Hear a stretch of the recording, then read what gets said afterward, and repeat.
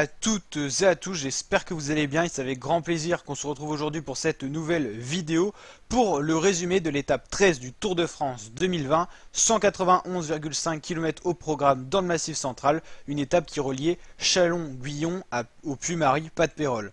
Je vous rappelle qu'on suit en intégralité le Tour de France 2020 sur ma chaîne YouTube, donc n'hésitez pas à vous abonner pour suivre ce Tour de France tout simplement. Alors aujourd'hui dans le programme de l'étape, on avait 7 ascensions répertoriées dans le classement des grimpeurs, soit beaucoup de points de distribués pour le maillot des meilleurs grimpeurs et également beaucoup de difficultés. C'est l'étape qui possédait le plus de dénivelé positif pour les coureurs, donc tout simplement une étape vraiment, une belle étape de montagne tout simplement. Donc on a une échappée qui s'est formée dès les premiers kilomètres avec dans les deux premières ascensions d'autres coureurs qui arrivaient à rejoindre le groupe de tête jusqu'à ce qu'une grosse échappée se forme avec vraiment une 20-25 coureurs, une bonne vingtaine de coureurs qui ont donc composé l'échappée, qui ont réussi à prendre jusqu'à 10 minutes d'avance tout au long de l'étape. Au début, dans les premiers kilomètres, ça a mis du temps à se construire, le peloton a roulé, après ça a laissé partir quelques coureurs, et puis en fait ça s'est regroupé tout simplement à l'avant. On pouvait retrouver 8 coureurs français, Julien Lafilippe, Rémi Cavagna, Romain Sicard, Warren Barguil, des coureurs qu'on a l'habitude souvent de voir à l'attaque. On avait d'autres très bons coureurs tels que Marc Soler, Daniel Martinez ou encore Maximilian Schachmann, Lennart Kamna, vraiment une échappée de costaud. Et dans le peloton derrière ça roulait pas trop, donc c'est pour ça qu'on a laissé 10 minutes d'avance aux échappées.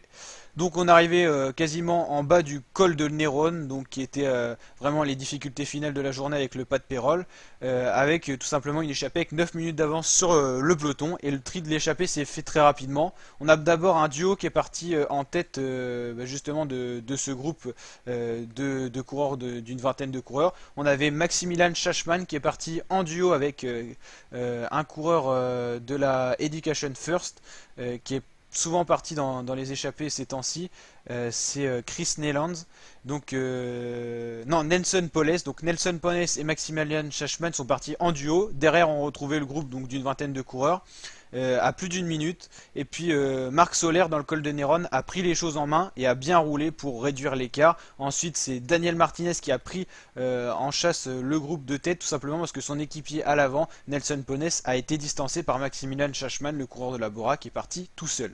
Donc c'est pour ça qu'Education First a repris en main derrière, ça a permis de diminuer l'écart.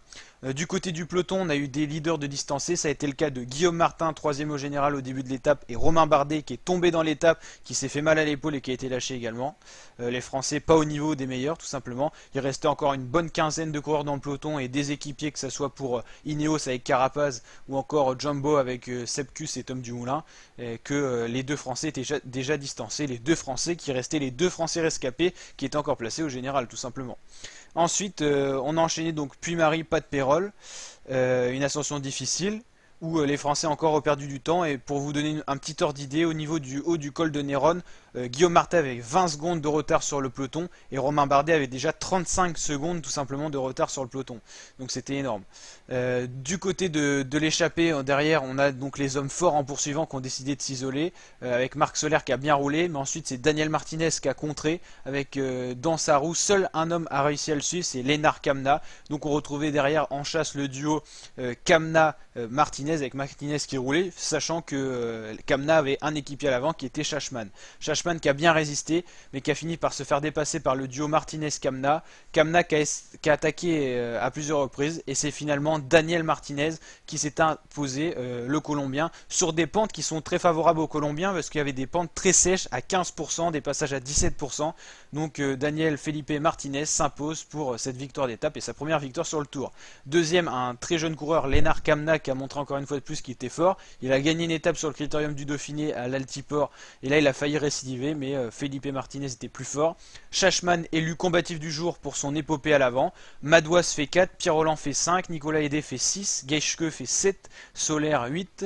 Donc on retrouve Carty, Delacruz qui était dans l'échappée, Dan Martin qui n'a pas été au niveau. Et derrière, au niveau du peloton maillot jaune, tout simplement, les deux hommes plus forts, c'est tout simplement Tadej Pogacar qui a attaqué dans le pas de Pérol, la dernière ascension du jour. Seul Bernal, un homme a réussi à le suivre, c'est Primož Roglic. Derrière, on retrouvait des coureurs en difficulté. Bernal a eu une très grosse défaillance. Richie Porte a réussi à peu près à s'accrocher à une quinzaine de secondes du duo Roglic-Pogacar, du duo des Slovènes. Donc Roglic, Pogacar, Richie Porte, on retrouve bien ces coureurs. Donc Richie Porte qui a perdu quasiment 13 secondes sur les deux Slovènes. Miguel Landa a fait une très belle ascension et arrive au même temps de Richie Porte. Miguel Angel Lopez, Nelson Poles, Egan Bernal donc qui perd du temps, Rigoberto Urán, Adam Yates, Quintana, Mas, Dumoulin, Carapaz. On voit ici Bardet, Martin qui ont perdu du temps et Bardet a réussi à repasser devant Guillaume Martin. Donc la course s'est un peu inversée. On va aller voir tous les classements, hein. Vous les attendez, on va les voir. Le maillot jaune, c'est donc Primož Roglic qui le conforte aujourd'hui. Pogacar arrive deuxième, lui c'est le seul coureur capable de suivre Roglic, tout simplement Pogacar.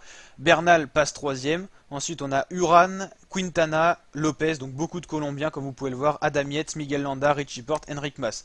Plus aucun Français dans le top 10. Romain Bardet et Guillaume Martin n'ont vraisemblablement pas le niveau de suivre les 10 meilleurs de ce tour. Et ça peut encore se détériorer pour ces deux coureurs qui sont arrivés à 3 minutes et 3 minutes 14 au général.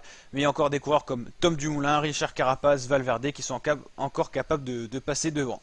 Donc un peu comme chaque année, malheureusement, les Français ont du mal à suivre. L'année dernière, Alaphilippe avait fait un très beau tour et avait fini 5ème. Cette année, ça se paraît encore plus compliqué. Encore un Tour de France sans Français, c'est quand même dommage, avec des espoirs au début et finalement on n'a plus trop d'espoir là. Mais bon, c'est un peu tout le temps pareil. Maillot vert, c'est Sam Bennett et Peter Sagan, qui est loin quand même, hein. Meilleur grimpeur, c'est toujours Benoît Cosnefroy, mais il a du mal, hein, Benoît Cosnefroy, à grimper en ce moment. Certainement qu'un autre coureur qui va prendre beaucoup de points dans une étape va prendre le maillot à poids. Maillot blanc, c'est Pogacar, hein, qui repasse devant Bernal pour 15 secondes. Tadej Pogacar qui a que 21 ans, hein, c'est extraordinaire. Et Bernal, le vainqueur de l'an dernier, qui est un peu en difficulté, hein, cette année. Donc voilà la team, on n'avait pas fait de résumé pendant 2 jours parce que tout simplement j'étais en cours, je pouvais pas faire les résumés. Là j'ai pu faire le résumé. Ce week-end on suit bien sûr les résumés sur ma chaîne samedi et dimanche après les étapes. Les vidéos avant étapes aussi reprennent. Et puis la semaine prochaine on va essayer de s'organiser pour faire les vidéos. Je vous redis tout ça et puis vous verrez bien en vous abonnant à ma chaîne pour les résumés et tout ça. N'hésitez pas à liker si ça vous a plu et à vous abonner pour suivre le Tour de France sur ma chaîne YouTube. Allez, ciao ma team.